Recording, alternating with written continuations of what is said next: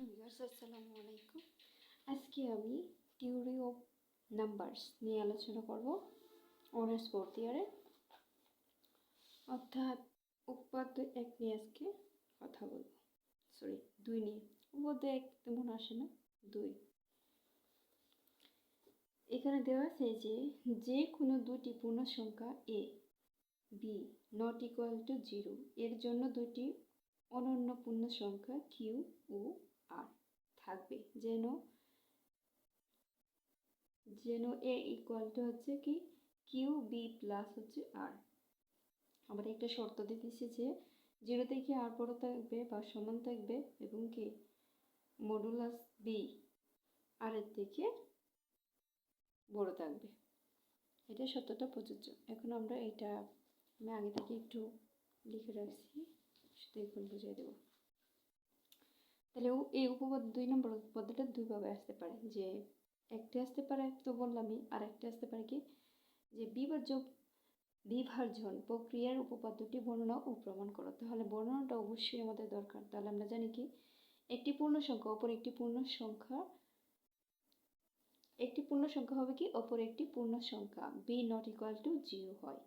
তবে এখানে বলছে এ ইজ ইকুয়াল টু হচ্ছে বি কিউ হয়, যেখানে আর একটি পূর্ণ সংখ্যা এবং একে বি ডিভাইজর এ দ্বারা প্রকাশ করা হয়ে থাকে। এটা জাস্ট একটা বিভাজ্য সংজ্ঞা থেকে আমরা জানি যে একটি পূর্ণ সংখ্যা যদি এ হয় অপর একটি পূর্ণ সংখ্যা কি হবে, পূর্ণ সংখ্যা B not is equal to 0, মানে বি কখনো 0 সমান হয় না। তবে এ ইজ ইকুয়াল টু কি থাকবে, যদি এটা শূন্য না হয় তাহলে এটা কি হয়ে যাবে, এটা হয়ে যাবে, অর্থাৎ এটা হচ্ছে ভাজ্য সমান সমান হচ্ছে কি ভাজক গুণ ভাগফল, ভাগশেষ থাকবে না। যেখানে কিউ একটি পূর্ণ সংখ্যা, একে বি ডিভাইজর এ দ্বারা প্রকাশ করা হয়, অর্থাৎ ভাজ্যকে বি দ্বারা ভাগ করা যায়, অর্থাৎ বি হচ্ছে কি ভাজক দ্বারা ভাগ করা হয়। এখন এটা আমার প্রমাণ করতে হবে। তাহলে প্রমাণ 2, পূর্ণ সংখ্যাটি অর্থাৎ এ একটি কি পূর্ণ সংখ্যা, আর এই পূর্ণ সংখ্যাটি কি করবে, যে কোনো দুইটি অনুক্রমের মধ্যবর্তী স্থানে অবস্থান করবে। তাই জন্য আমরা ধরে নিলাম যে ইনফিনিটি পর্যন্ত ডট ডট ডট, এখানে -2 মডুলাস পরম বি মান, তো বিভাজ্য।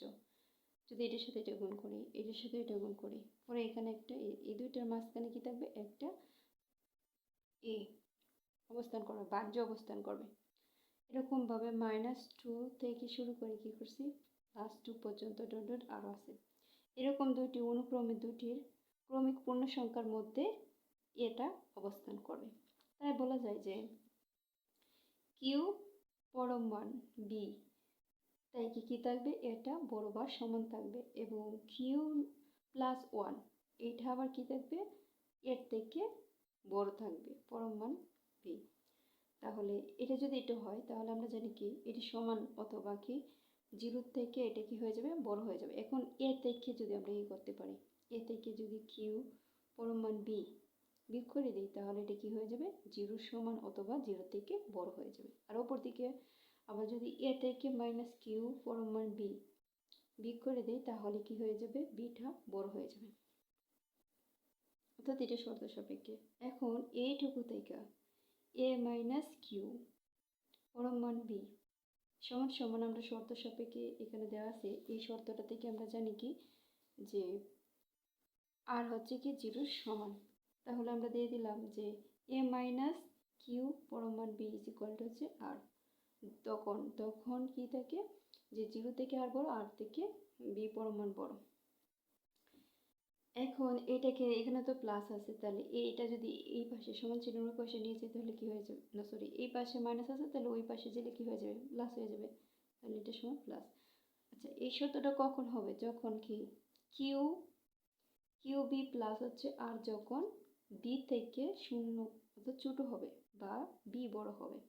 আর কিউ পূর্ণ সংখ্যাটা যখন নেগেটিভ হবে তখন পরম মানের সাথে এটি কি হয়, যখন পরম মান বি অর্থাৎ কি থাকবে, বি ছোট থাকবে এবং 0 বড় থাকবে, তখন এটা হবে। আর যখন 0 থেকে বি বড় থাকবে তখন এটা, এই শর্ত সাপেক্ষে। অতএব কিউ ও আর এর বিদ্যমানতা প্রমাণিত, মানে এটা যে এই সূত্রের মধ্যে যে কিউ ও আর দুটা আছে তার প্রমাণিত হয়ে গেছে। অনন্যতার জন্য ধরি, অর্থাৎ এ ইজ ইকুয়াল টু হচ্ছে কি Q R B plus R one ধরে নিলাম এমনি একটা, তাহলে কিউ বাই অর্থাৎ লেস দেন ইকুয়াল আর ওয়ান লেস দেন বি পরমাণু। পক্ষান্তরভাবে যদি পরোক্ষভাবে আমরা দেখি এটা, যে এইটুকু সমান যদি এ হয় অর্থাৎ Q B plus R is equal to যদি এ হয়, তাহলে আমরা এটা সমতুল লিখতে পারি যে Q one B plus R one is equal to হচ্ছে এ, মানে এটা সমান এ হলে এটা সমান, তাহলে আমরা সমান সমান লিখতে পারি কি এইটুকু সমান এইটুকু অংশ না, তাহলে এইটুকু সমান এইটুকু অংশ ধরে নিলাম। এখন যদি আমরা কি করি যে এইটুকু আর এইটুকু যদি এক পাশে নিয়ে আসি আর এইটুকু আর আর যদি এক পাশে নিয়ে যাই, তাহলে দেখা যাক কি হয়।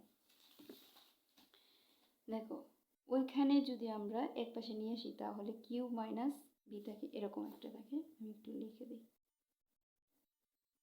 যে বি কিউ মাইনাস হচ্ছে কি B Q one is equal to আছে আর ওয়ান মাইনাস আর, এরকম থাকে। তাহলে এখান থেকে যদি বি কমন নিয়ে যায় তাহলে থাকে কি Q minus Q one equal to হচ্ছে এইটুকু। এখন এইটুকুকে আমরা যদি আলাদাভাবে পরমাণু চিহ্ন দ্বারা যদি প্রকাশ করি তাহলে এটা কি হয়ে যাবে, এটা পরমাণুর ভিতরে আবার এটাও কি পরমাণুর ভিতরে, কোনো নেগেটিভ মান হবে না, এটাই প্রকাশ করছে। সেম টু একই প্রক্রিয়া। এখন আমরা জানি কি এইটুকু যদি পরমাণু হয়ে যায় তাহলে অবশ্যই কি হবে, বি বড় হয়ে যাবে এইটুকু থেকে। তাহলে যদি বড় হয়ে যায় তাহলে কি করতে পারি, তাহলে এইটুকু সমান আমরা লিখতে পারি কি যে এইটুকু সমান হচ্ছে কি পরমাণু বি বেশি বড় থাকবে। আর এটা পূর্ণসংখ্যা থেকে যদি পূর্ণসংখ্যা দিই তাহলে এটা বড় হয়ে যাবে, আর এই শর্ত সাপেক্ষে এটা যদি বড় হয়ে যায় তাহলে ওয়ান হয়ে যাবে কি বড়, আর এটা হয়ে যাবে কি ছোট। যেহেতু এখানে কিউ ও কিউ ওয়ান উভয় পূর্ণসংখ্যা, সুতরাং উভয়ই সম্পর্কটি সত্য হবে যদি এখানে কিউ থেকে Q one is equal to zero হয়, অর্থাৎ কিউ এবং পি যদি সমান হয়। তাহলে এখান থেকে এখানে আছে কিউ সমান সমান, এখানে মাইনাস আছে ওই পাশে গেলে কি প্লাস হয়ে যাবে, তাহলে কিউ সমান কি হবে কিউ ওয়ান। সেম টু একই প্রক্রিয়া আর ওয়ান সমান সমান কি আর।